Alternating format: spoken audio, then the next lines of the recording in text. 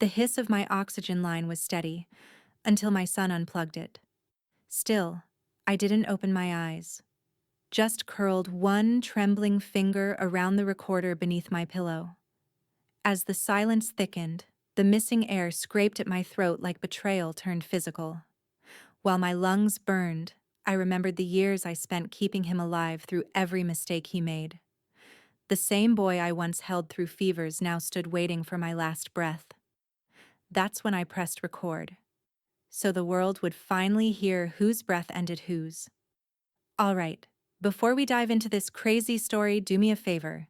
Subscribe and tell us where you're watching from. Joan lay still, the quiet hum of the oxygen machine the only sound in the room. It was a fragile comfort, a lifeline she had come to depend on over the past few years.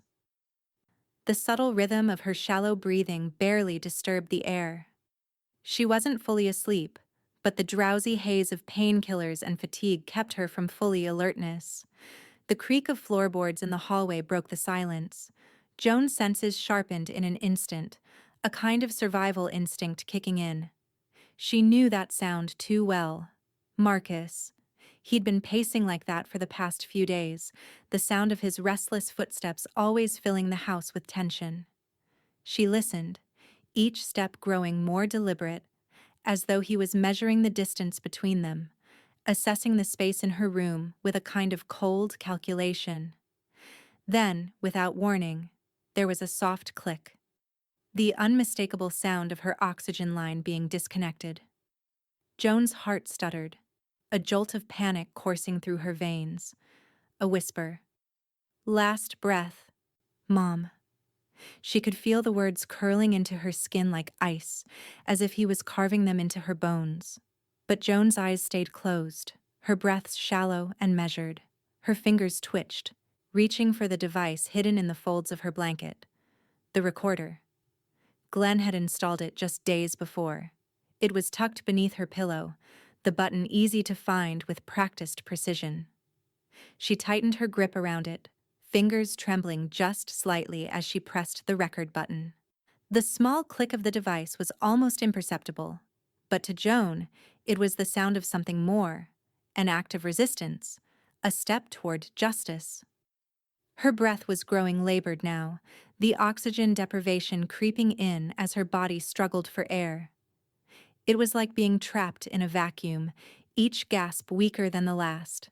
But Joan kept her eyes shut, still pretending to be asleep, the steady hum of the oxygen machine replaced by the desperate rasp of her own lungs fighting for life. Marcus lingered for a moment, the weight of his presence filling the room like a dark cloud. Joan could hear his slow, deliberate steps moving away. She didn't dare move a muscle. Not yet. He walked out of the room, his steps growing fainter, leaving Joan in the suffocating silence. Her fingers, though unsteady, found the line. She could feel the sharp cold of the metal against her skin. With a trembling hand, she plugged herself back in. The oxygen hissed back to life, a sound that felt like salvation. Joan's lungs expanded in a desperate, gasping breath. She sucked in air, her chest rising with the relief of life being restored to her. The recorder clicked again, and she hit stop. Her heartbeat, still erratic, began to slow as she sank back into the bed, the weight of what had just happened pressing heavily on her. Marcus had done it again. He'd tried to take her life, this time in the coldest, most calculating way.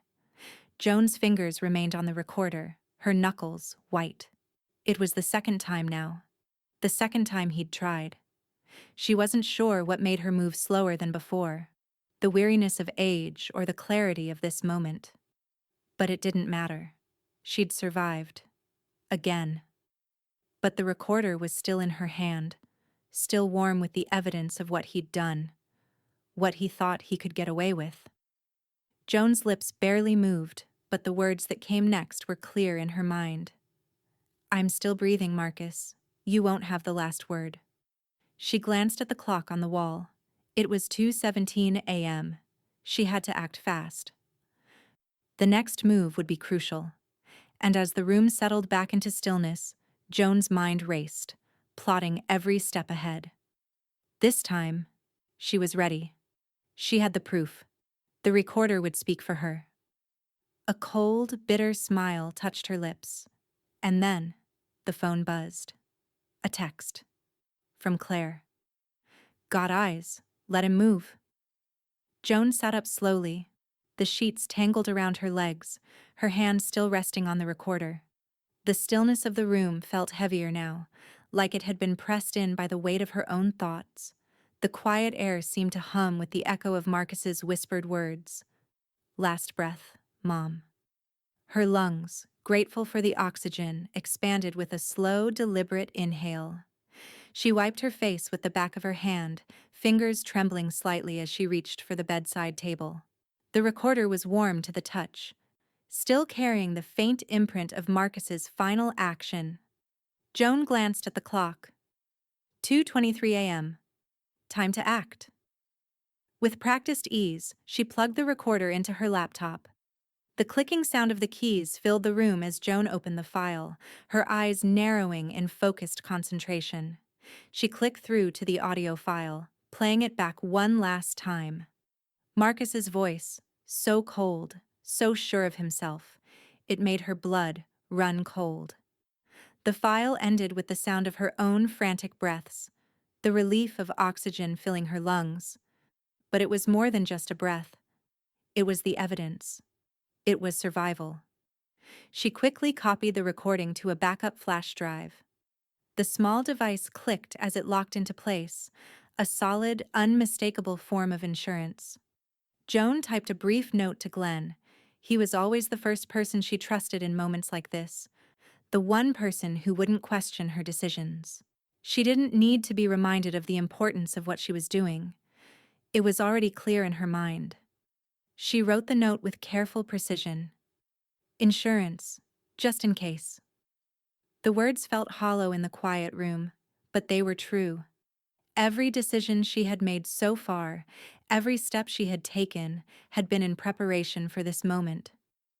Joan's fingers hovered over the keyboard, clicking through the last file and then closing her laptop with a soft snap. She opened the drawer of the nightstand and took out her medical journal. The journal was a record of her life. Each day was logged in meticulous detail. The time of her oxygen treatments, the temperature, the fluctuations in her condition. It was part of her routine, but now she had to add something else.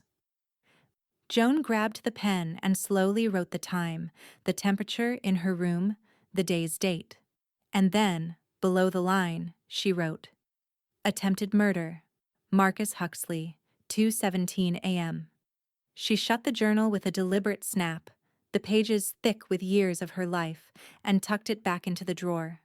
There was no emotion in the act, just methodical precision. As she stood up, her knees groaned in protest, the ache of age making itself known with every step. She moved carefully, deliberately, as if the weight of the world was balanced on her frail shoulders. The house was silent, but she could feel the presence of the others. Marcus, Lana. They would be in the house somewhere, pretending not to notice her, pretending that everything was fine. But Joan knew better. Lana's voice reached her first as she shuffled into the kitchen. "You look better today," Lana said, her tone clipped, feigning kindness. Joan didn't look up. She didn't have to.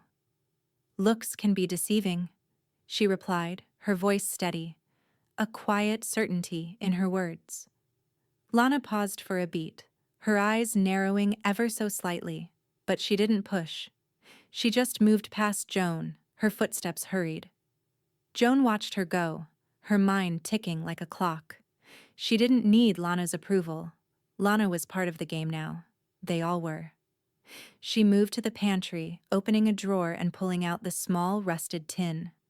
The peanut tin, the one she had found in the back of a cupboard last week. It had always been there, a forgotten relic from years ago. But now it served a new purpose. She opened it slowly, the metal lid creaking as it lifted, and placed the flash drive inside. It fit perfectly. She sealed the tin, the weight of it grounding her in a way she hadn't expected. Joan tucked the tin back behind the shelves, out of sight, but close enough that she knew exactly where it was. The plan was set. The pieces were in motion. Joan sank back into her chair with a soft sigh, her fingers resting on the cool surface of the table. She could hear Marcus's footsteps in the hallway, his anger simmering beneath the surface. But it didn't matter anymore. Not when she had the recording. Not when she had the truth. The house was quiet, but Joan knew the storm was coming, and this time, she was ready. As the days stretched on, Joan's thoughts turned to Claire. She needed to move fast, but she knew that Claire would understand. Claire was already in the game. She just needed the right moment. Joan's fingers curled tightly around the tin, the weight of it steadying her. She wasn't alone in this. Not anymore. Then, a noise from the front door. Shuffling, like footsteps on the porch. Joan's heart skipped a beat. Her eyes darted toward the window. She didn't need to check the time. It was coming. The reckoning. The afternoon light stretched long through the window, casting a soft amber glow across Joan's kitchen. The quiet was thick, the air still, and the only sound was the faint hum of her oxygen machine, a soft reminder that she was still here, still breathing, still in control. She had done what needed to be done. The plan was in motion. The flash drive was tucked away, secure, just waiting for the right moment. But now, it was time to make the call. Her fingers hovered over the phone, the sleek surface cool under her fingertips. She had thought long and hard about who to trust, who to call. It had to be someone who wouldn't doubt her. Someone who could see through the quiet, the subtle game that was playing out in the shadows.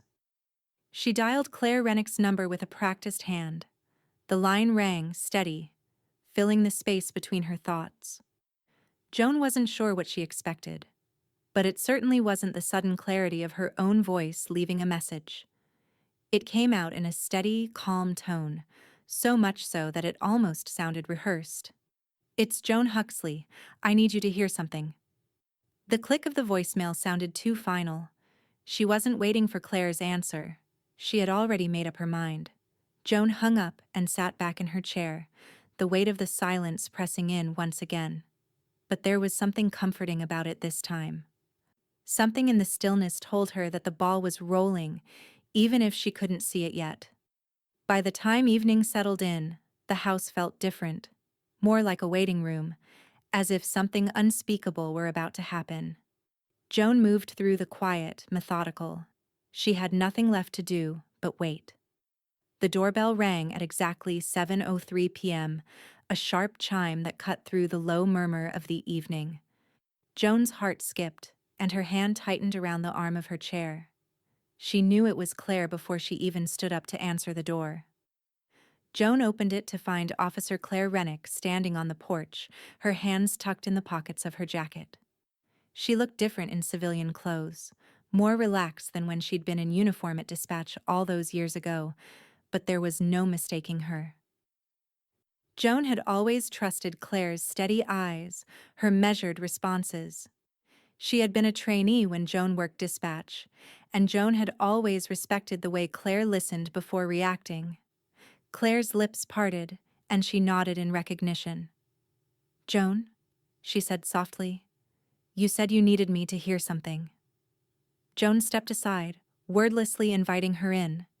She didn't need to say more. Claire had already known something was coming.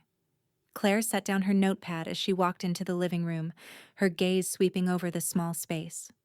Joan could see the flicker of recognition in Claire's eyes, but she didn't comment. She didn't need to. The tension in the air was already thick enough. "Have a seat," Joan murmured, motioning to the chair opposite hers. Claire complied, sitting down with a quiet rustle of fabric. Joan moved over to the side table and, without ceremony, placed the recorder on the wooden surface, the small device almost invisible among the clutter of papers and medication bottles. Joan's fingers hovered over the play button, her skin feeling tight, stretched thin by the weight of what she was about to do. She pressed it. The room filled with Marcus's voice, cold and dark, like a wound that wouldn't heal. "Last breath, Mom." Joan's chest tightened at the sound, but she didn't flinch. She knew what was coming. She had to. The recording played on, and Claire sat still, her eyes fixed on Joan as the words washed over them both. There was no hesitation in Claire's expression, not even the slightest sign of disbelief. She simply listened, letting the words sink in. The low rasp of Joan's breath at the end. The sharp intake of air as the oxygen returned. Claire's eyes darkened. She set her notepad down, a small but deliberate motion. "That's attempted murder," she said, her voice low but certain. Joan nodded, her fingers still resting lightly on the recorder. "That's Tuesday." The words landed in the room with the weight of finality. Claire's gaze flickered toward Joan for a moment, her jaw tightening. Joan could see the wheels turning in her mind, calculating, processing, shifting from disbelief to action. Joan didn't wait for her to speak. "You believe me now," she said softly, her voice steady, unwavering. "I need you to act. Not just for me, for everyone else he's hurt." Claire didn't respond immediately. She didn't need to. The gravity of the situation was clear. She'd been through her share of cases, but this one was different. Personal, in a way. Joan was no longer the dispatcher, a voice on the other end of the line. She was real. She was here. And this was her fight. Claire's hands curled into fists at her sides as she stared at the recorder for a long moment. The silence between them felt like it stretched to the edges of the room. Finally, Claire met Joan's eyes again, her expression hardening. "Don't worry, Joan," she said quietly. "We'll get him." The promise in Claire's words hung in the air, and for the first time in a long while, Joan felt something other than the constant weight of fear. She felt a spark. Hope, maybe. Or perhaps just the quiet reassurance that she had done what needed to be done. The storm was coming, and this time, Joan wouldn't be standing alone in its path. As Claire stood to leave, Joan's phone buzzed on the table. Joan glanced down at it. A message from Glenn. "It's time." The house felt smaller now, tighter with the weight of what was coming. Joan moved through it with a careful calm, the routine of each step, a small but steady anchor. Her fingers brushed the spine of the Bible on her shelf, the leather worn from years of touch. She hadn't opened it in months. Not until today. Not until everything had shifted. It was late afternoon, the kind of soft light that came just before dusk, settling low across the furniture. Joan's eyes flicked to the window. Still nothing. Marcus hadn't returned yet, but he would. He always did. The silence felt heavier now that Claire was no longer there. The weight of the plan, the watching, the waiting, the preparation, felt almost too much to carry alone. The doorbell chimed again, and Joan's heart did a quick, fleeting skip. It was Claire. Joan opened the door and Claire walked in without saying much. Her uniform was gone, but the calm confidence that Joan had relied on for years still remained in her eyes. "I brought the camera," Claire said, her voice steady, as though this were a normal visit. She set a small black device down on the kitchen counter. It was no bigger than the palm of her hand. Small, discreet, and exactly what Joan needed. "Where do you want it?" Claire asked, her eyes scanning the room. Joan led her to the bookshelf in the living room, the place where Marcus and Lana always stood when they talked to her. Just close enough to monitor, but far enough to keep their distance. It was perfect. Joan sat down in the chair nearby, watching as Claire worked. her hands moving with precise purpose. The camera nestled beneath a shelf, almost invisible among the dust-covered books.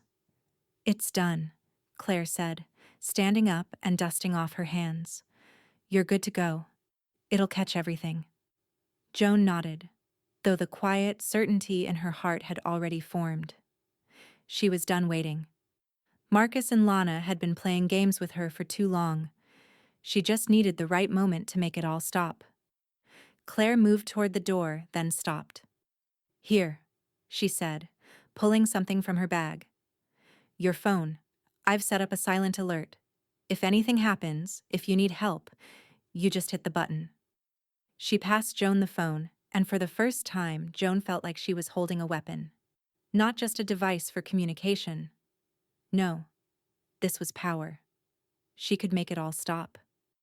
Joan turned the phone over in her hands, checking the screen. She'd learned to adapt quickly to technology over the years, even though it had always felt like a second language. But this was survival. "I won't need it," Joan said softly, her fingers tracing the edges of the phone. "But thank you." Claire nodded and stepped toward the door. "Just remember, Joan, you're not alone. He's not the only one who can play these games." Joan watched her go, the quiet footsteps retreating down the hallway. Alone again, but not entirely. Not anymore.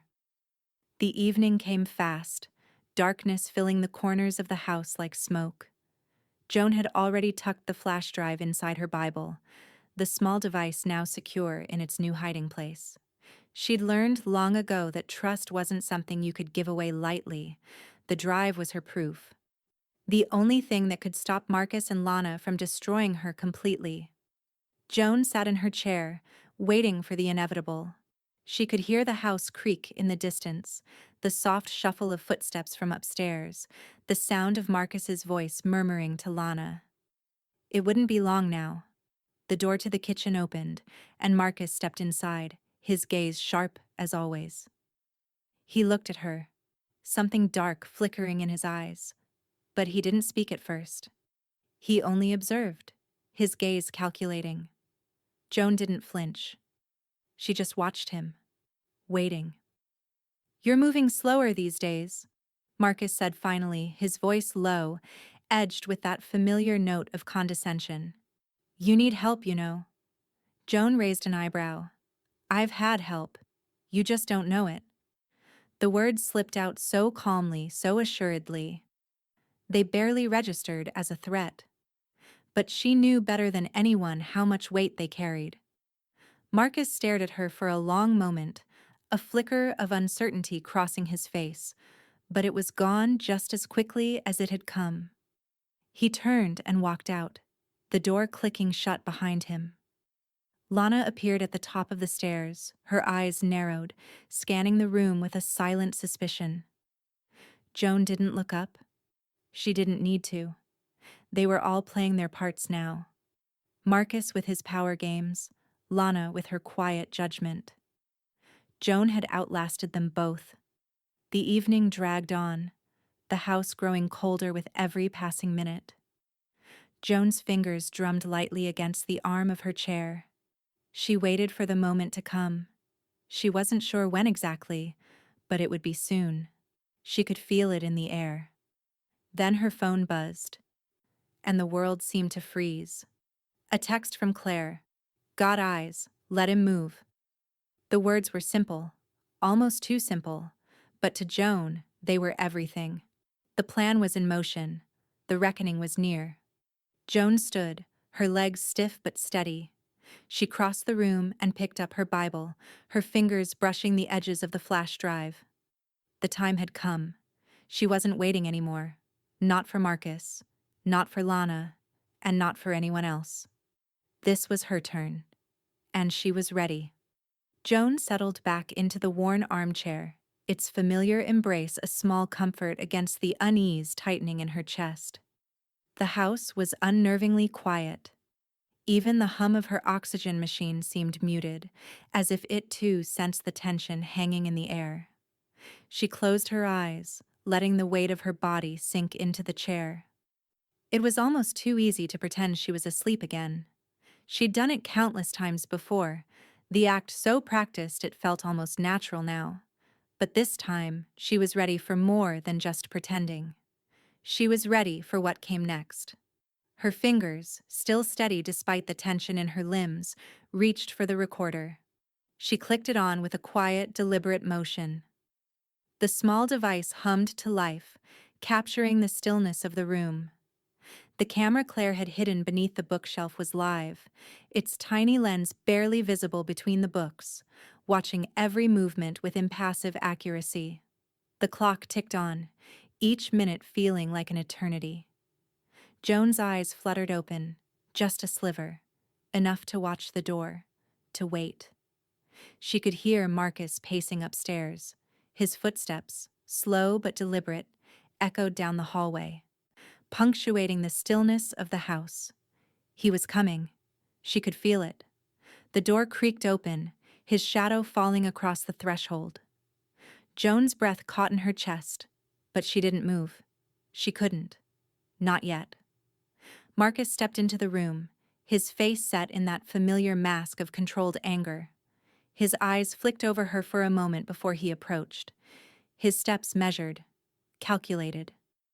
Joan kept her gaze fixed on the ceiling, her chest rising and falling with a faint, quiet breath. She heard him before she saw him, soft footsteps, the quick hiss of her oxygen line being unplugged, and then that cold, familiar voice. "One of these nights, Mom," Marcus muttered under his breath. The words felt like ice against her skin. He thought she was asleep. He thought he had the upper hand again. Joan's pulse quickened, but she remained still. Her fingers tight around the recorder, her breathing shallow. Now. She faked a small, labored cough, just enough to break the silence, just enough to startle him. His reaction was immediate, a stutter, a panic. Joan heard his heavy breath as he fumbled with the oxygen line, trying to reconnect it, his hands shaking in the sudden tension. He wasn't expecting her to move. He wasn't expecting her to react. Joan's chest was tight with suppressed breaths, her heart thundering in her ears. He'd done it again. He'd tried again. But this time, she wasn't the one caught off guard. The line hissed back to life, oxygen flooding her lungs as she sucked in a ragged breath. It felt like a victory, but she knew it wasn't over. Marcus froze for a moment, his hand still gripping the oxygen line, his face pale as he realized what he had just done. His gaze flicked toward Joan, who hadn't moved an inch. She watched him with a quiet intensity. She could see the fear flicker in his eyes, fear of being caught, of being exposed. "What the hell?" Marcus muttered under his breath, the words barely above a whisper. His gaze darted toward the corner of the room, where the camera was hidden, its lens capturing everything in silence. Joan didn't move. She let the silence stretch between them, thick with unspoken words. She didn't need to say anything. She didn't need to do anything. She had already won this round. But then, as though sensing something, Marcus turned sharply and glanced around the room, his suspicion growing. He took a hesitant step backward, eyes narrowing, but still, Joan didn't flinch. She let him think he was still in control. He turned and stormed out of the room, leaving Joan alone in the stillness, the recorder still running, capturing every fleeting moment. As soon as the door clicked shut, Joan exhaled slowly, her body finally releasing the tension she'd been holding. Her fingers moved over the recorder, pressing the stop button, sealing the evidence for later. She didn't need to rush now. The game had changed. Claire's voice crackled through Joan's phone, low and tight. "I saw it. He's making his move." Joan didn't respond. She just moved, her feet light and deliberate as she walked over to the small table, retrieving the Bible from the shelf. Her fingers brushed over the hidden flash drive, securing it once more. She wasn't leaving anything to chance. Not now. The door to the kitchen opened again. Joan froze, her hand on the Bible. It wasn't Marcus. It wasn't Lana either. The sound of an engine outside, idling just a little too close to her house, sliced through the silence. A patrol car 2 blocks away, its engine softly purring, waiting. Joan's heart skipped. It's happening now. She turned toward the window, her gaze flicking to the street outside. The car wasn't moving. It was waiting for something, waiting for Marcus to make his next move. Joan's phone buzzed again. A new message from Claire. He's leaving. Let's move. Her fingers tightened around the phone. The tension in her chest didn't subside. It hadn't been relieved. This wasn't over. This was only just beginning. Joan stepped back from the window, a slow, measured movement, and sank into the chair again. The Bible in her lap, the flash drive pressed safely beneath the pages. The storm had arrived. And this time, Marcus wouldn't be the one who got away. Joan was in control now. The sound of the knock at the door came just as Joan had anticipated, sharp and deliberate, cutting through the heavy silence of the house. It was a familiar rhythm. Too familiar, in fact, as if the universe was measuring out time, waiting for this moment to unfold. Joan didn't move from her chair, the worn leather of her Bible cool against her palms.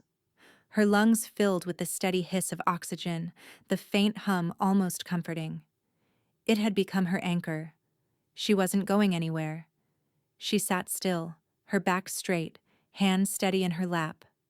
The flash drive, her small but formidable weapon, was tucked safely inside her fingers, just a subtle, quiet presence she kept close.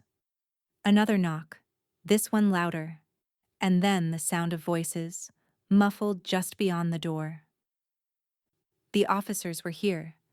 Joan didn't need to look out the window. She could hear the movement, the scuffling of shoes on the porch. She didn't flinch. She didn't show any sign of surprise.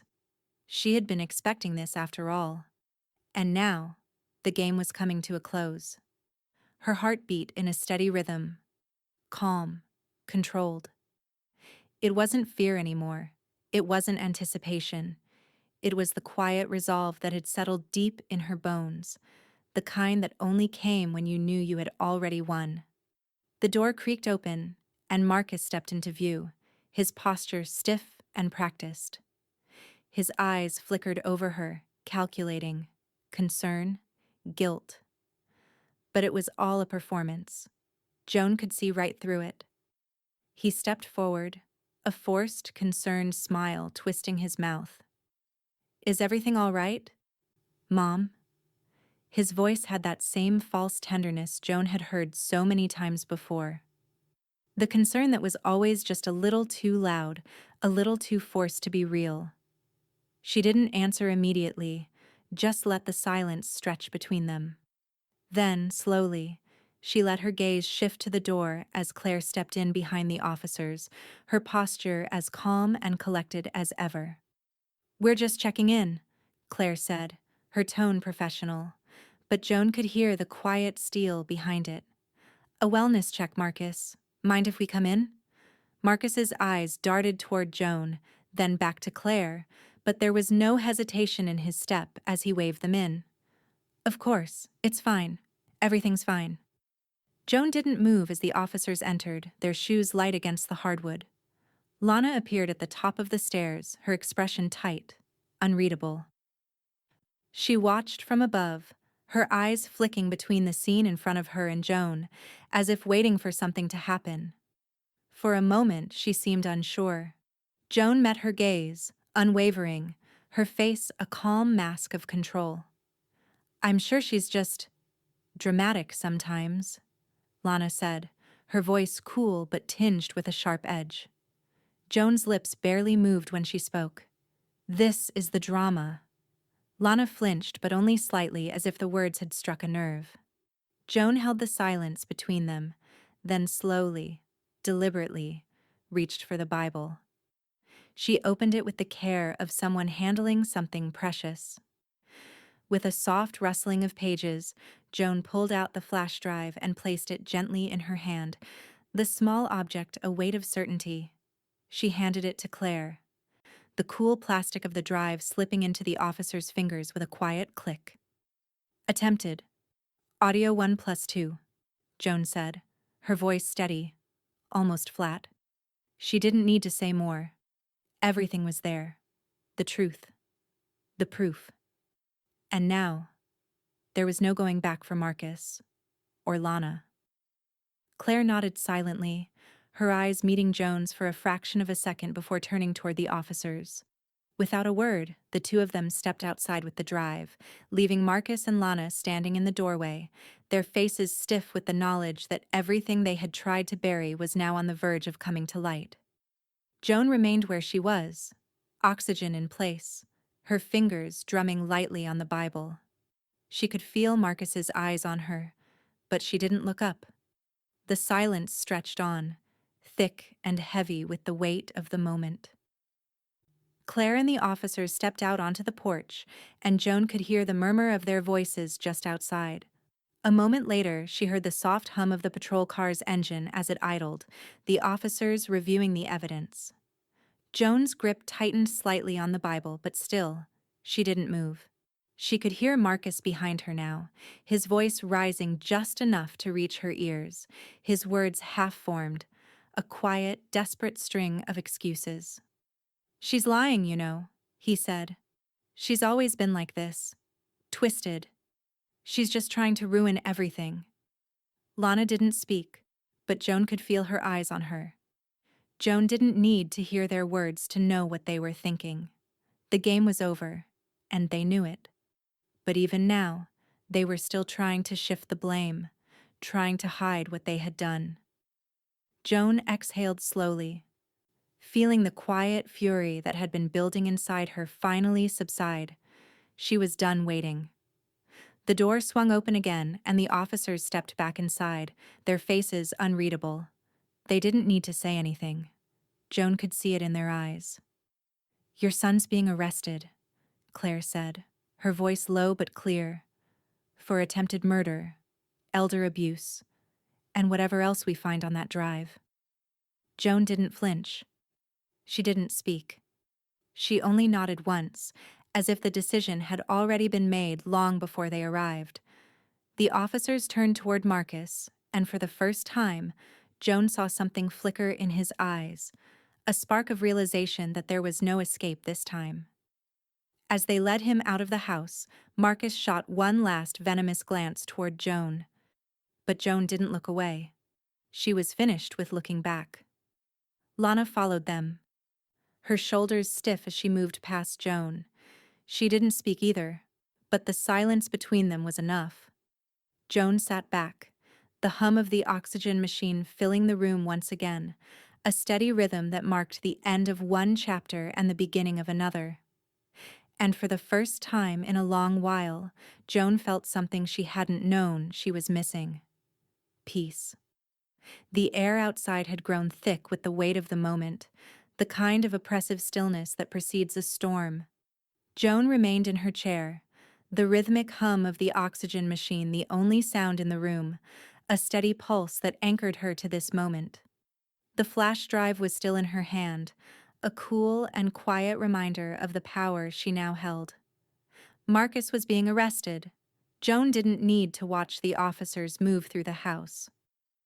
She didn't need to see the struggle in his eyes, the way he probably wanted to lash out, to deny it all.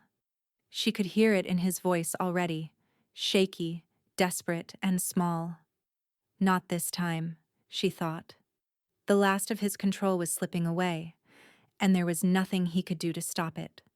Claire and the officers moved toward Marcus now, their presence like a slow, methodical force closing in. Joan didn't have to look up as they entered the room again. She knew what was happening. She could feel it, even without the visual. The sounds of heavy footsteps and shifting bodies filled the air. Claire's voice broke the silence, calm, professional. "Marcus Huxley, you are under arrest for the attempted murder of your mother, Joan Huxley. You have the right to remain silent."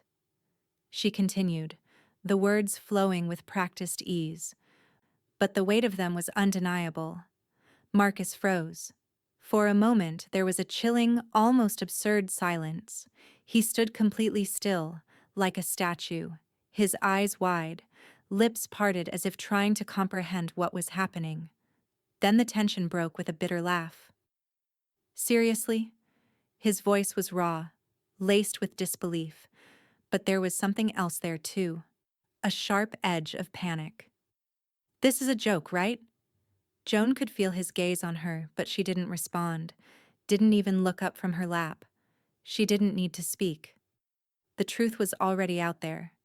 In the recordings, in the police reports. She had already said everything that needed to be said. Claire didn't flinch. Her voice remained level, unwavering. You can laugh, Marcus, but it doesn't change anything. 2 recordings. Witness tampering. Vulnerable adult endangerment. Her words cut through the room, each one landing with the sharp precision of a weapon. For a moment, Marcus's jaw clenched. He took a step back, his eyes flicking nervously toward the door, then the window, as if trying to figure out how to escape. But it was already too late. The officers were closing in. Lana, who had been standing silently near the door, her posture stiff and unreadable, stepped forward. She reached out toward Marcus, her hands trembling just slightly, her voice rising in a panicked plea. This is a misunderstanding. It's all a mistake. You don't have to do this. Her words spilled out in a rush, her tone desperate like someone trying to salvage a sinking ship. Joan's lips curved into a cold, thin smile. Her voice was barely above a whisper, but it cut through the room. This isn't a misunderstanding, Lana. This is the truth. She didn't look at her, didn't even acknowledge her presence. She simply let the words hang in the air, sharp and unyielding. Marcus's eyes flicked between Lana and Joan, a flicker of something breaking through the facade.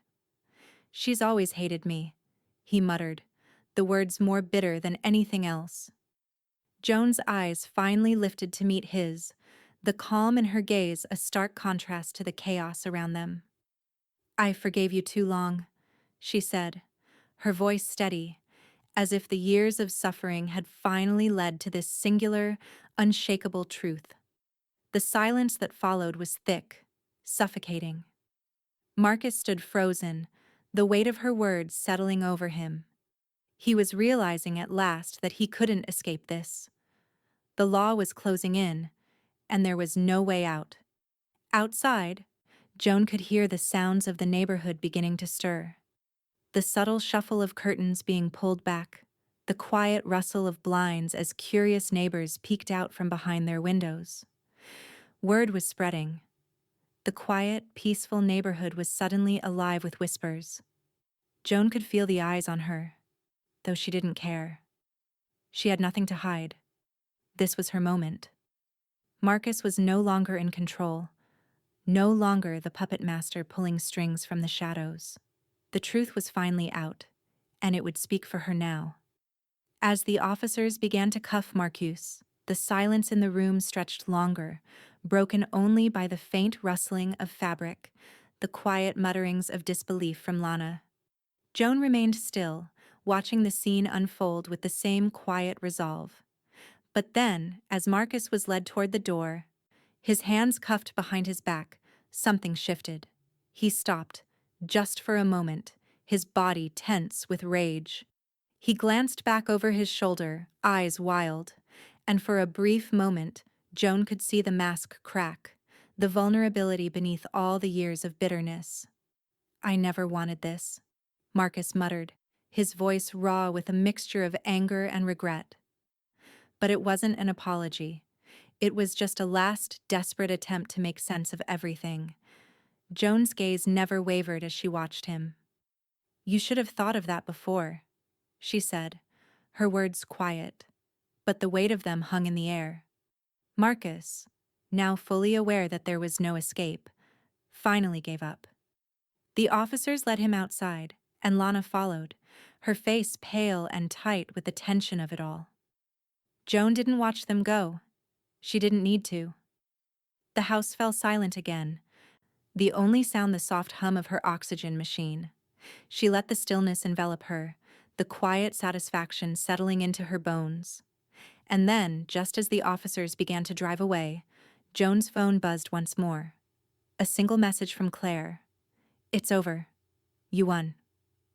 For the first time in a long while, Joan allowed herself to close her eyes. She had won. The house was empty now. The silence felt different somehow. Heavier. It was as though the walls, still clinging to the remnants of Marcus's presence, had taken a deep breath and exhaled with relief. Joan moved through the rooms slowly, methodically, her every step measured. There were things to do, things she needed to leave behind, and others she needed to take with her. Glenn was already there, his movements swift but gentle as he helped Joan pack.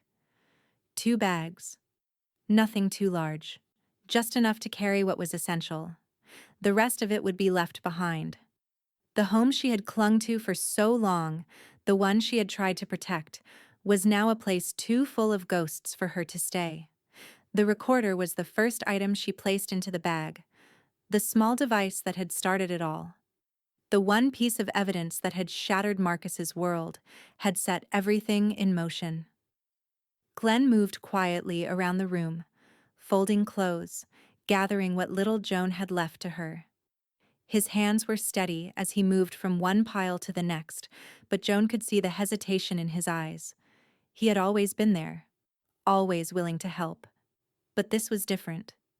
There was a kind of finality in the air now. They both knew it. "Ready?" he asked quietly as he zipped up the second bag. Joan nodded, her throat tight. It had to be done. She couldn't stay here, not after everything. Not with the memories of Marcus's betrayal, the years of whispered malice lingering in the corners of every room. She stepped into the hallway, looking at the house one last time.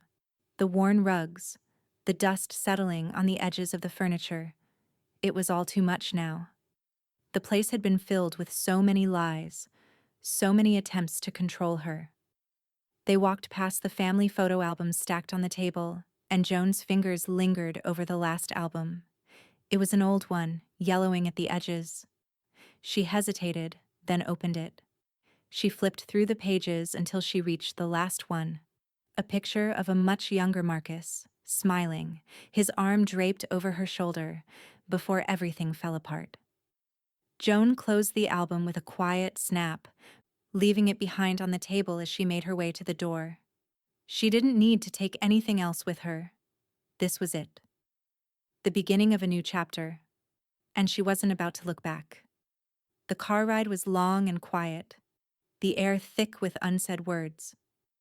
Glenn kept his eyes on the road, the town growing smaller as they moved farther from the life Joan had known. She sat in the passenger seat, her hands folded in her lap, the bag resting at her feet. There was a strange comfort in the drive, as if the distance was peeling away the last remnants of the life she had been forced to leave behind. They arrived at Glenn's sister's house just as the sun began to dip behind the horizon. The neighborhood was quiet, peaceful.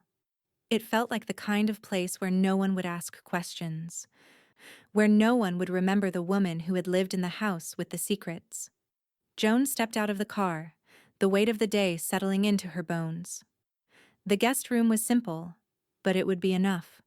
Glenn helped her settle in, placing the bag on the bed and pulling the curtains open just a fraction to let in the evening light.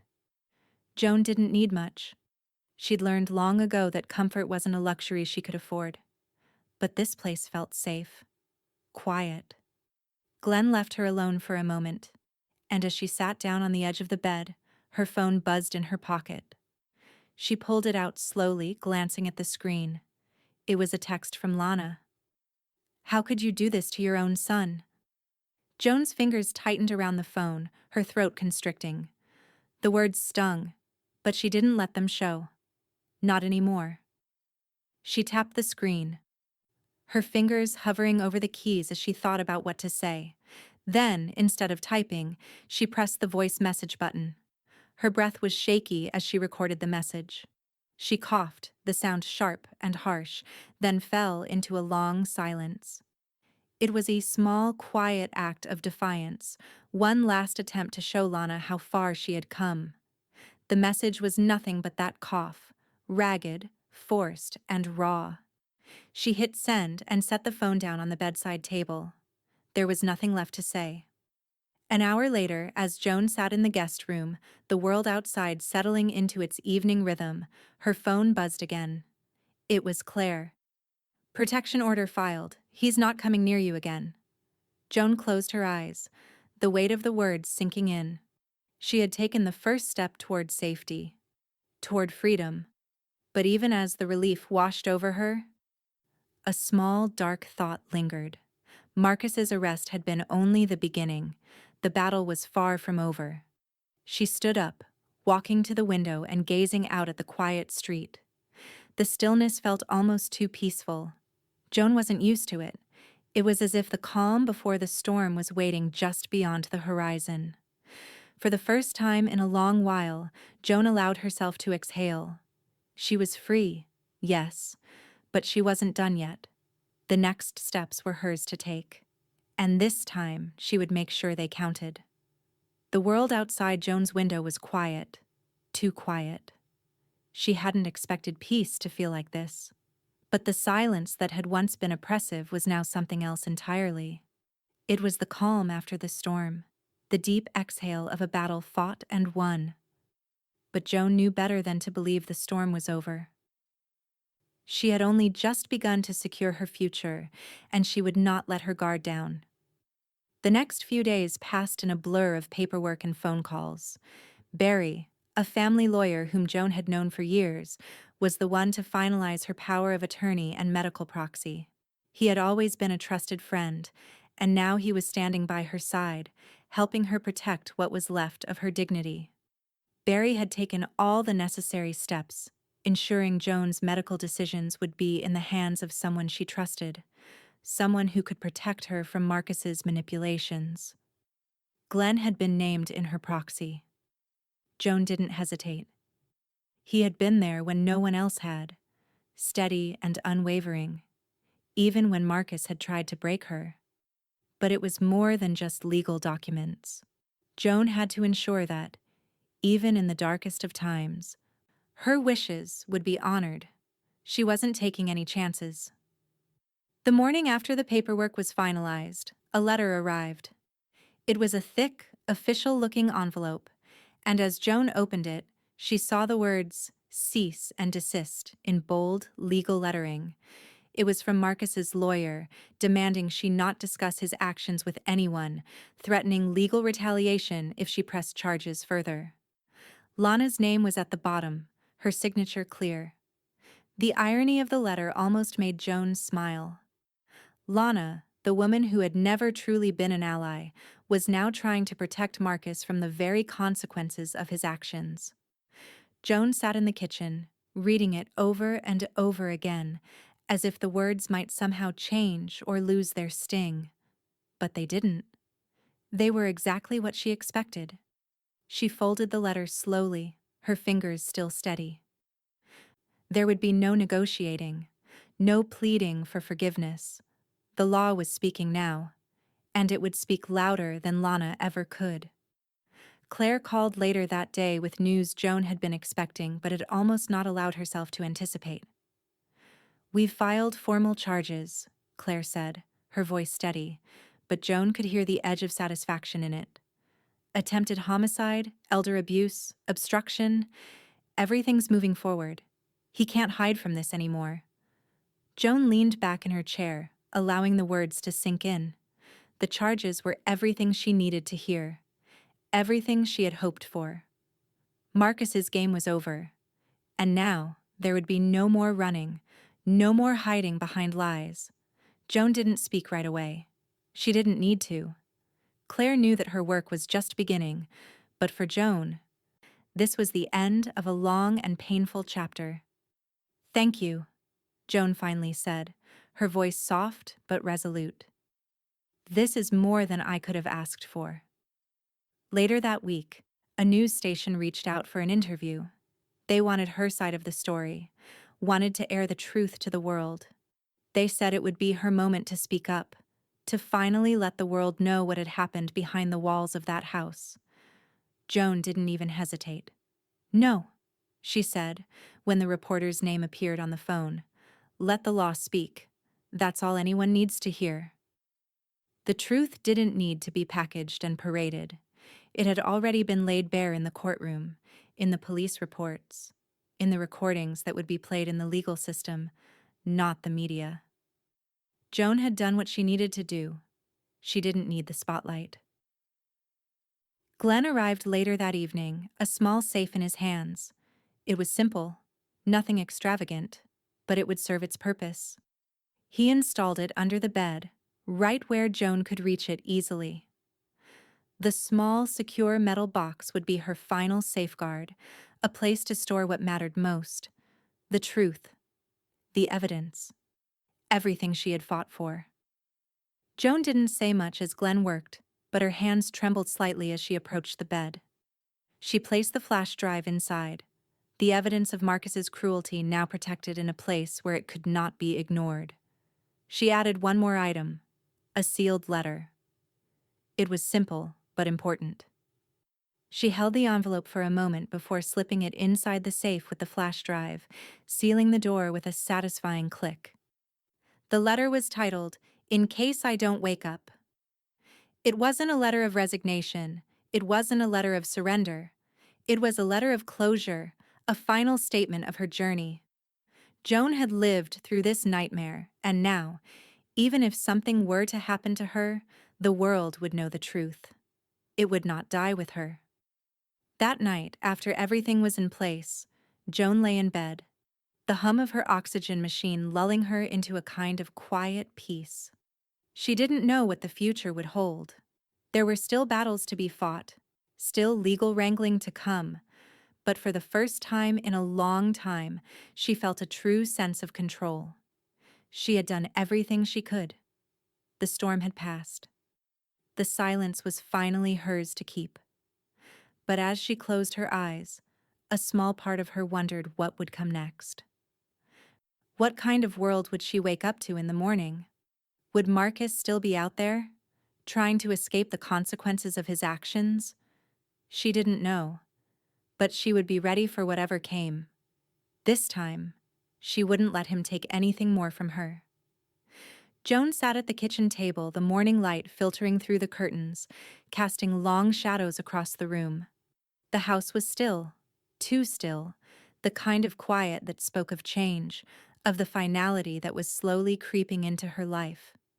The air was thick with it, the weight of decisions made, of things left behind, and now the choice that would shape the rest of her life was waiting for her.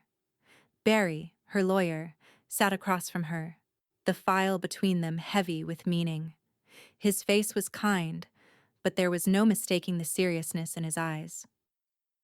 Marcus's lawyer had made an offer, a plea deal, reduced charges, probation, therapy. It seemed like an easy out for Marcus, a way to avoid the full consequences of his actions. Joan felt the weight of the offer, the temptation in it. On the surface, it seemed like a solution. No trial, no further exposure. Just an end to the years of pain, the months of watching Marcus twist her world around. But there was a price, and she wasn't sure if she was ready to pay it. "He's still trying to manipulate his way out," Barry said, his voice firm.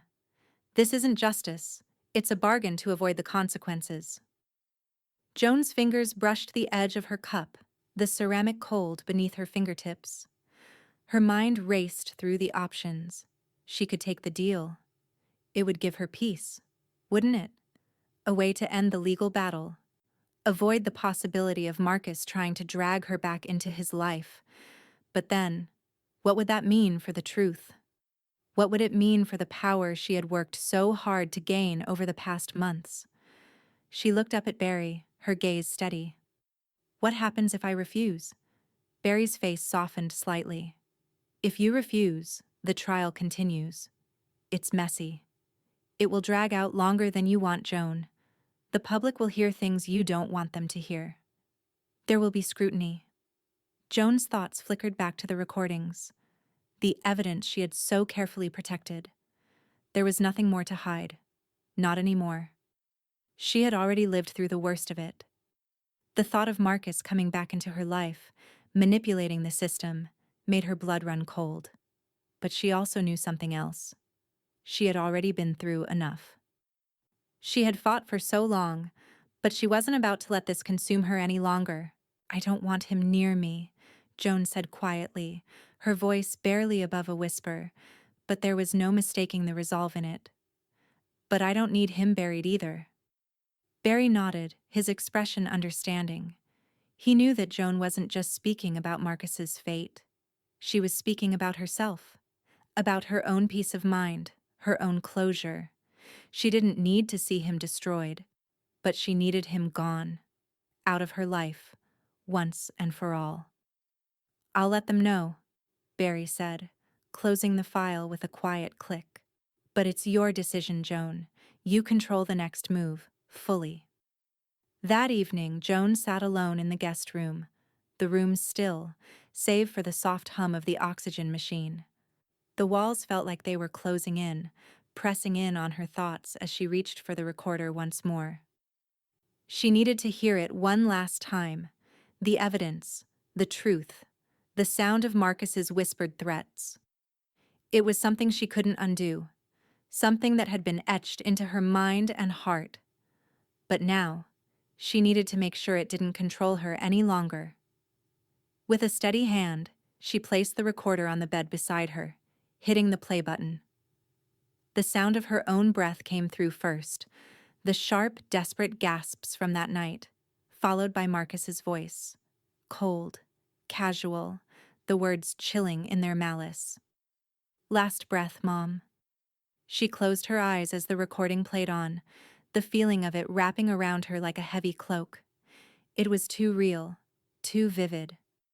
She let it play until the end, until the last desperate breath of her own voice was swallowed by the silence. It was done. It was over. But now, she had to choose how to live with it. Joan paused the recorder and sat in the quiet that followed, her heart beating steadily in her chest. The silence felt different now. It wasn't the silence of fear, of being trapped. It was the silence of survival. The next morning, Joan stood in front of the mirror, staring at her reflection. She was still the same woman, but the years of suffering, the weight of what she'd endured, had reshaped her. She wasn't broken. She was solid now, steady, ready. When Barry called later, she was prepared. "I'll take the plea," she said, her voice clear and unwavering. "With the conditions, permanent no contact and the registered caregiver restriction, but only that. No more leniency. He needs to understand that he can't come back into my life." Barry's approval came through immediately. "I'll make it clear. It's done, Joan." As she hung up the phone, Joan felt a strange peace settle over her. It wasn't victory. It wasn't a finish line. But it was the next step. The one that would keep her safe. The one that would ensure Marcus could never hurt her again. Joan sat back in her chair, the weight of everything she had fought for finally beginning to sink in. She wasn't afraid anymore. She had survived. And now, she was free. But as the minutes passed, the calm she had found began to feel fragile, as though something was waiting just beyond the horizon, something she couldn't quite see. And in that silence, Joan wondered if she would ever truly be free of the shadow Marcus had cast over her life. Joan's heart drummed quietly in her chest as the elevator ascended. The sterile walls of the courthouse seemed to close in on her, the hum of the mechanical gears overhead louder than the footsteps of the officers beside her. Her hands gripped the arms of the wheelchair, knuckles white, as though anchoring her to the ground. The oxygen mask sat comfortably over her face, the steady hiss of the machine an unspoken reminder that her life still hung by a thread, one that Marcus had nearly severed. Yet here she was, alive, breathing, and unbroken. The courtroom loomed ahead, its doors heavy, imposing. They opened with a quiet creak as she was wheeled inside. The room was stark in its formality. The polished wood of the benches, the rows of empty seats, the heavy, oppressive silence that filled the air like a tension waiting to snap. Joan didn't feel the weight of it. Not now. Not when she knew the truth would be laid bare for all to see. Marcus was already seated at the defendant's table, slouched in his chair as if trying to shrink into the shadows. His lips were tight, jaw clenched, eyes darting nervously between the judge and the room around him. There was no trace of the arrogance he'd once carried so freely. The mask of control was gone now, replaced with a quiet desperation. The officers positioned Joan's wheelchair in front of the judge's bench. Her eyes moved slowly around the room, taking in every detail, the way the courtroom seemed to pull away from her, as if she were a ghost among the living. Yet the weight of her presence couldn't be ignored. The judge, a woman whose face seemed carved from stone, glanced briefly at Joan before looking at the court reporter. "We will proceed with the presentation of the evidence," she said in a voice that seemed to echo through the room. Her gavel tapped once, sharply, as the silence thickened again. Joan's eyes never wavered as the prosecutor stepped forward, a man she had met briefly but trusted completely. He didn't waste time, going straight to the heart of the matter. With a quiet nod from the judge, he pressed play on the audio recorder, and the room fell into a deathly hush. The voice came through the speakers, crackling but unmistakable. "Last breath, Mom." Joan heard it as clearly as the first time, the words she'd fought so hard to block out. The sound of Marcus's voice, so cold, so calculated, brought with it the weight of everything she had endured. But she didn't flinch. She didn't blink. She sat there, oxygen mask firmly in place. Her expression still, unwavering. This was the moment she had waited for. The moment Marcus could no longer run from what he had done. The gasps from the gallery came quickly, as they always did when they heard the recording for the first time. Whispers rippled through the room. Joan's eyes, calm and steady, moved from the judge to Marcus, watching as his face tightened, his body growing more rigid. She could feel the change in him, the crack in the facade he had tried so hard to maintain. The prosecutor stepped back, allowing the weight of the evidence to sink in. Marcus sat frozen, his chest rising and falling rapidly, though he made no attempt to speak. His lawyer leaned in, whispering in his ear, but he didn't react. Finally, the judge spoke, her voice as cold as the stone bench before her. "Mr. Huxley, do you have anything to say before we proceed with sentencing?" Marcus's voice was hoarse, barely a whisper. I regret my actions," he muttered, his words coming out in a jumbled rush, the weight of his regret too little, too late. He didn't look at Joan as he spoke, his eyes fixed on his hands in his lap, like a child caught doing something wrong. Joan didn't move, didn't react to his words. She didn't need to. She had already heard the truth. She had already seen the man he was, and had always been. His regret was just another mask, another attempt to manipulate the narrative. Her voice, when she finally spoke, was low but sharp. "And I remember mine." Her words rang through the courtroom, echoing off the cold, polished walls. They were simple, direct, and final. There was no room for forgiveness anymore. No space for more manipulation. It was over. Marcus had made his bed, and now he would have to lie in it. The room fell into a deep silence after that, the weight of Joan's words hanging in the air, almost tangible.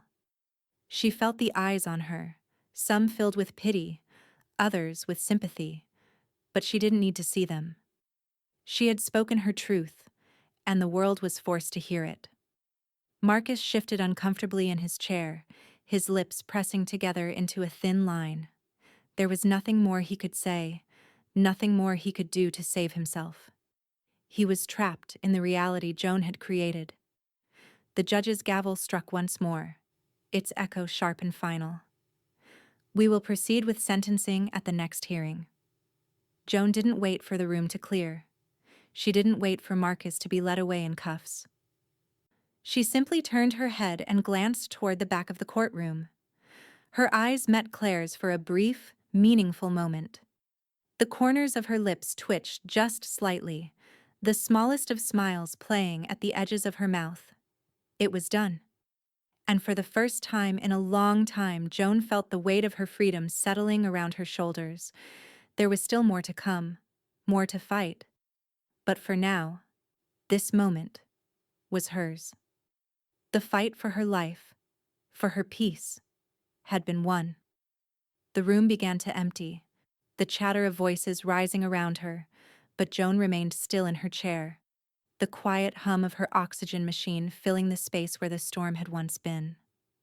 The silence now was hers to own. She had taken back her life, and no one, not even Marcus, could take it away again. The months passed quietly after the trial, their steady rhythm marked by the hum of Joan's oxygen machine and the soft sounds of the life she was slowly reclaiming. Marcus had entered the court-ordered program, and with it, his life had narrowed to a small, controlled existence. He was barred from her home, her hospital visits, her assets. He had lost everything in the wake of his actions, and Joan felt no satisfaction in that. It wasn't victory. It was simply the way things had to be. Lana, too, had faded from Joan's life. The dissolution of her marriage was inevitable, though unspoken. The house that had once been shared between them had emptied out, the silence becoming final as Lana moved away. Joan heard no news of her, nothing about the life she had built on lies. Joan didn't need to know. Joan had no desire to rush back into the life she had once known. Instead, she focused on herself, on healing what had been broken inside her. Every morning she rose early, the routine now familiar, though still difficult. She had always been strong, but now, strength took on a new meaning. It was more than enduring. It was living again. She began pulmonary rehabilitation 3 times a week. At first, it was a struggle. The walking, the shortness of breath, the constant fight to keep her body moving forward. It reminded her too much of the past. The slow, careful movement she had learned during those long, painful years with Marcus. But each session became easier, her steps a little longer, her breath a little steadier. Glenn, ever steady, had been there from the start. He helped Joan rebuild what had been lost, piece by piece, even in the smallest ways. One morning, he showed up with the materials for a garden, wooden planks, soil, a collection of bright, hardy plants. "You survived," he said, his tone matter-of-fact, as he bent to lay out the framework for a raised bed in the backyard. "Might as well grow something." Joan watched him work. The simplicity of it strange but satisfying. He wasn't just building a garden, he was offering something more, a way forward. A symbol that, even in the face of everything she had been through, she could still nurture life.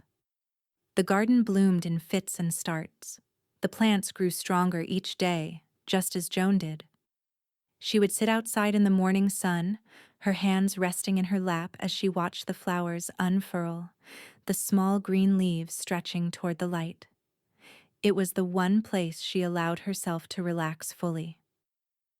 Everything else had been about survival, but here, in the soft dirt and steady growth, there was peace.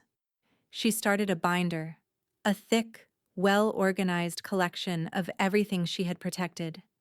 The recordings, the letters, the documents. All the pieces that made up the story of what had happened to her and what she had refused to let define her. It was a quiet reminder of her power, a record of everything she had endured and overcome. Joan wasn't sure who would ever read it, but it didn't matter. She needed it, for herself, as a tangible proof that she had won. The title on the cover of the binder was simple: What I Protected. Claire visited occasionally. Their friendship, forged in the slow, steady process of exposing Marcus's cruelty, had deepened into something that felt like family. Joan wasn't used to such closeness, but it was there, in the way Claire spoke to her, in the moments they shared over coffee, in the way Claire's gaze never wavered when she spoke of Marcus's trial. "Still breathing?" Claire asked one day, her smile light but knowing. Joan, glancing up from her garden, gave the smallest of smiles in return. "Spite keeps the lungs open," she said, the words light, but beneath them was something deeper, something Joan had learned in the years of fighting for her life. It wasn't anger that kept her going. It was the refusal to let anyone, even Marcus, steal another moment from her. Claire chuckled softly, but Joan could see the warmth in her eyes. She knew. The quiet strength Joan carried, the way she had rebuilt her life from the wreckage. No one could take that away. Not anymore. The months turned into years. Time moved forward, slow and steady, like the plants in Joan's garden. Every step she took, every breath, was another reclaiming of herself. And while the past would always remain a part of her, it no longer defined her. She was living now, not just surviving. But as Joan looked out at her garden one evening, the soft glow of the setting sun casting long shadows over the flowers, a strange unease stirred within her. There was something unsettled in the stillness, something just beyond her reach. It wasn't Marcus. It wasn't Lana. It was something else. Something new. Joan couldn't put a name to it, but it was there, a whisper in the silence. Something that would come for her, no matter how much she had rebuilt, and she would be ready. Because in this new chapter of her life, nothing, no one, would take away the peace she had fought so hard to find. The next fight was still waiting, and she would face it, just as she had faced everything before, head on, with unwavering strength. It came in the middle of the afternoon. A letter slid through the gap in the door, a thin envelope with her name written in neat, careful handwriting.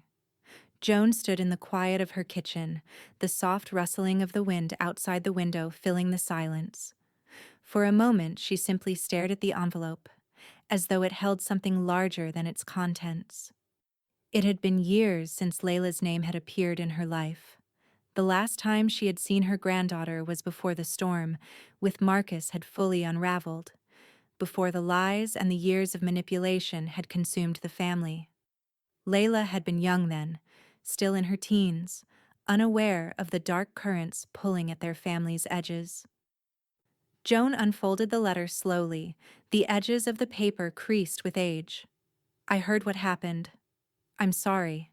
Can I see you?" The words were simple, unadorned, but they struck Joan like a sudden gust of wind. Layla had been distant for so long, wrapped up in her own life, her own battles. For her to reach out now, it stirred something in Joan. Was it guilt? A sense of hope? Or was it just the inevitability of something unfinished? Something that had always hovered just out of reach? Joan set the letter down, her fingers lingering over the edges. She thought of the years Layla had spent away from her, of the silence, the absence. Yet here was this letter, a bridge, a chance for something new to begin. She picked up her pen and began to write her response. "If you come with truth, my door is open." She set the pen down, the words final. Like a small door opening into the unknown. Truth. That was all she had ever asked for. And it was the only thing that could bridge the distance between them now. A week later, Layla arrived at the front door, tentative and quiet. She was older now, her face carrying the weight of the years she had lived without Joan. Her eyes were softer than Joan remembered, less guarded, but there was still that careful distance in the way she held herself. The child she had been was gone, replaced by a young woman who had experienced the world in ways Joan hadn't been part of. Joan stood in the doorway, her hand still on the knob. They both hesitated for a long moment. Then, Layla spoke. "Can I come in?" Joan nodded, stepping aside. The air between them was thick with unspoken words, but Joan didn't feel the need to rush. They had time now. Inside, Layla sat in the same chair Joan had spent so many quiet hours in, her hands folded in her lap. They both seemed unsure how to begin, as if they were strangers trying to find the thread that had once connected them. Joan moved to the kitchen, preparing 2 cups of tea, the warm steam rising between them as she set them down on the table. "I don't know how to start," Layla said after a long silence, her voice soft but steady. Joan sat across from her, the warmth of the tea seeping into her fingers. "You've already started?" she replied simply. "You came." Layla looked at her, her gaze flickering toward the small garden outside the window, then back to Joan. "I'm sorry, Grandma. I wasn't there for you. I didn't understand what was happening." Joan set her cup down, watching Layla closely. "You were young. You couldn't have known." "But I should have known," Layla said, her voice breaking slightly. "I should have seen how wrong everything was, how much he was hurting you." Joan leaned back in her chair, her breath slow and measured. She could feel the years of pain, the bitterness that had once clouded her heart, slowly dissolving in the quiet presence of Layla's words. The truth was out now, and for the first time, Joan felt something like a weight lifting. They talked for hours, the conversation flowing easier than Joan had expected. They talked about Marcus, about what he had done to them, about the things that had been left unsaid. But they also spoke of the world beyond all of that. The life Layla had built, the future she wanted for herself. It felt like a beginning. As the evening light began to fade, Layla stood up, moving toward the door. Her footsteps were hesitant, but she turned to Joan before leaving. "I don't know what to do with everything I've learned," she said quietly. "But I'll try. I'll try to do better." Joan smiled faintly. "That's all any of us can do. Try." Layla hesitated at the door. Can I see the garden sometime?" Joan nodded. "It's yours too." The next morning, Layla returned, and they spent the day together in the garden. Layla had always loved the flowers, the colors, the life that could grow from the earth. It was a small, simple way to begin to rebuild the bridge between them. It wasn't about the past, or even the present. It was about something new, something that had yet to be fully formed. As they worked side by side, Joan's thoughts drifted back to the safe beneath her bed, where the flash drive and the letter she had written to herself still sat hidden. They were a reminder of the strength it had taken to survive. But now, there was something else. Something she hadn't counted on. A new chapter was beginning, one that included Layla. A new kind of peace, still fragile but growing. Later that day, as they sat in the garden, Layla asked, "What's in the safe?" Joan looked at her, the weight of the question hanging in the air. She hesitated for only a moment before responding. "Everything I needed to stay alive," Joan said. "And now it's yours too." Layla's eyes searched her grandmother's face. "What will you do with it?" Joan's gaze shifted to the horizon, where the sun was beginning to set. "Depends who knocks next," she replied, her voice steady. The air felt heavier in that moment, as if something else was coming, a new challenge, a new chapter. But Joan was ready for it, with Layla by her side, the garden growing at her feet, and the future wide open. It was hers to shape, and she would protect it, no matter what. Joan sat in the quiet of her living room, the steady hum of the oxygen machine her only companion. The sunlight streamed through the windows, casting long shadows on the floor, but there was something different about this light. It wasn't the kind of light she had seen before. It was softer, more forgiving, like the final chapters of a book that had long been overdue.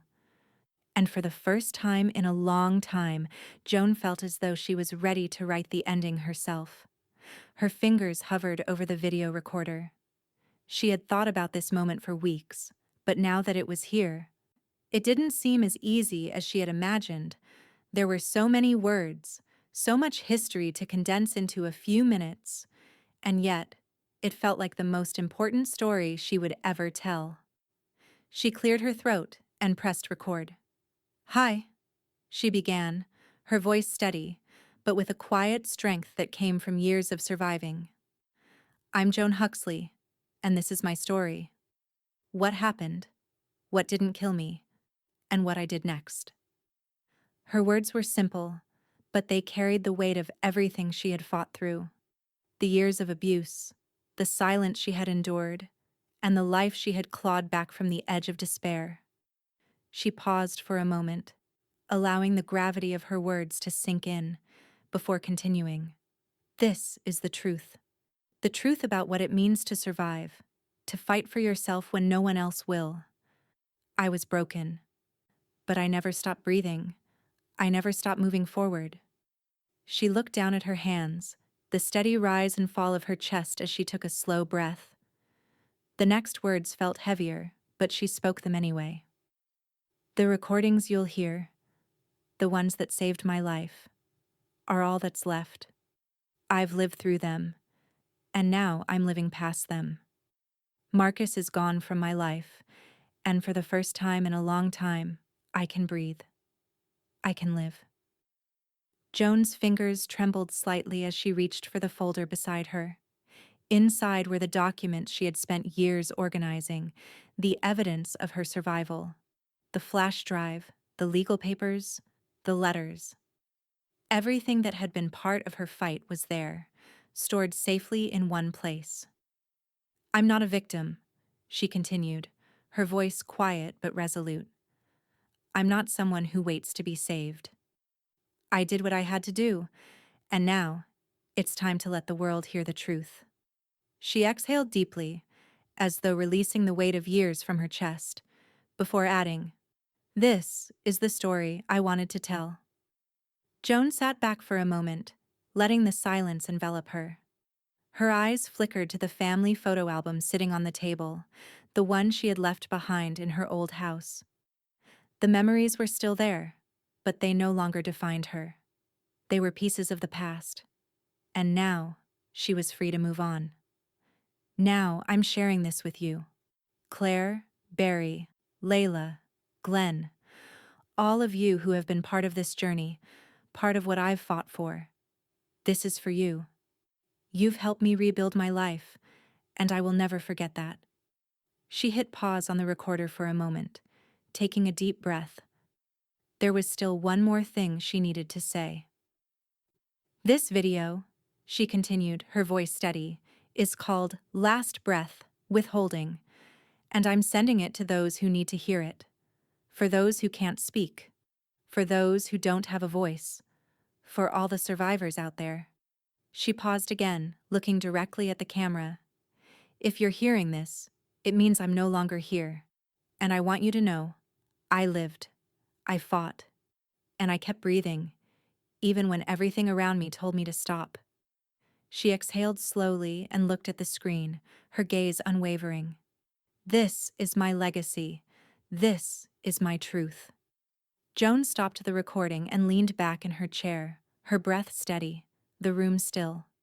She glanced over at the safe under her bed, where the flash drive would soon be tucked away for the last time, hidden but never forgotten. Later that day, she sent the video to Claire, Barry, Layla, and Glenn. Each one had a part in her journey, and each one had helped her reclaim the pieces of herself that Marcus had tried so hard to tear apart. She didn't need to say anything else. The video spoke for her now. A few days later, Claire called.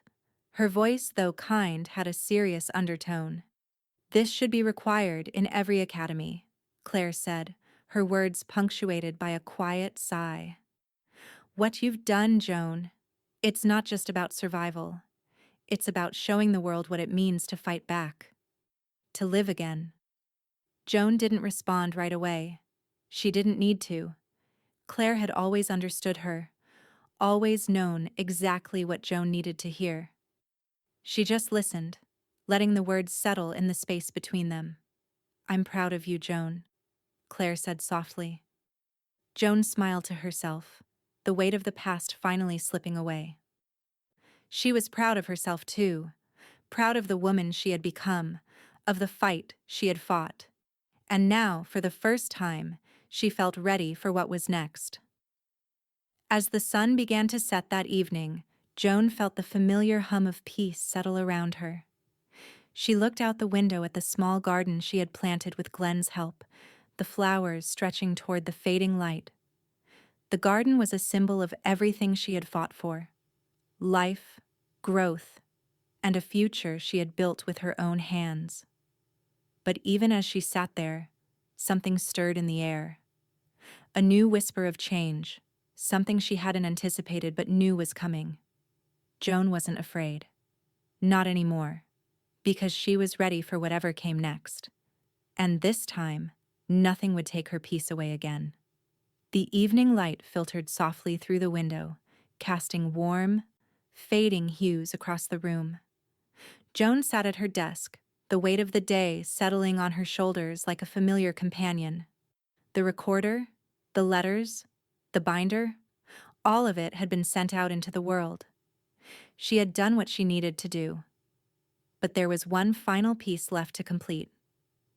With careful hands, Joan picked up the sealed letter, the one she had written months ago. A final message to herself. A reminder of her journey, of everything she had survived.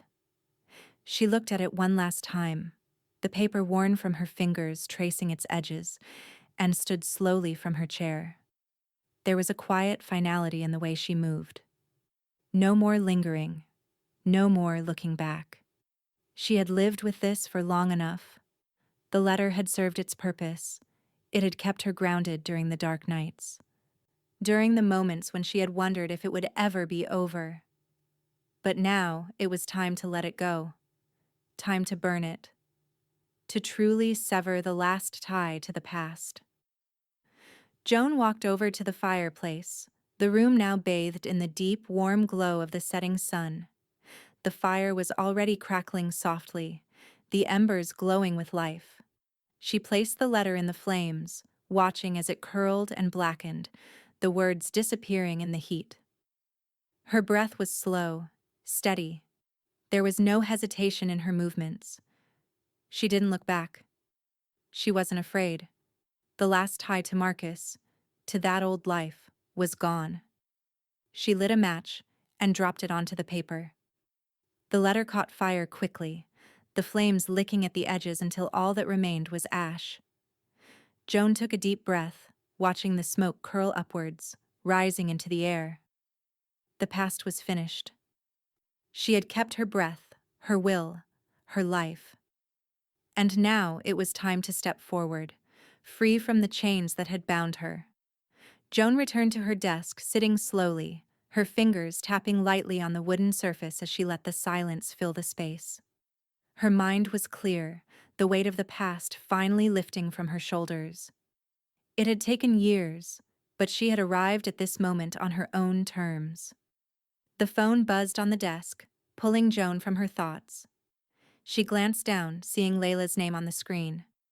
Her heart gave a small, quiet flutter of warmth. She pressed accept and brought the phone to her ear. "Grandma!" Layla's voice came through, light with excitement. "I got the internship. You were right about me. I'm in." Joan smiled, her heart swelling with pride. She had known. She had always known Layla would rise above the past, would find her own path. "I'm proud of you," Joan said simply. "You're doing exactly what I always knew you could."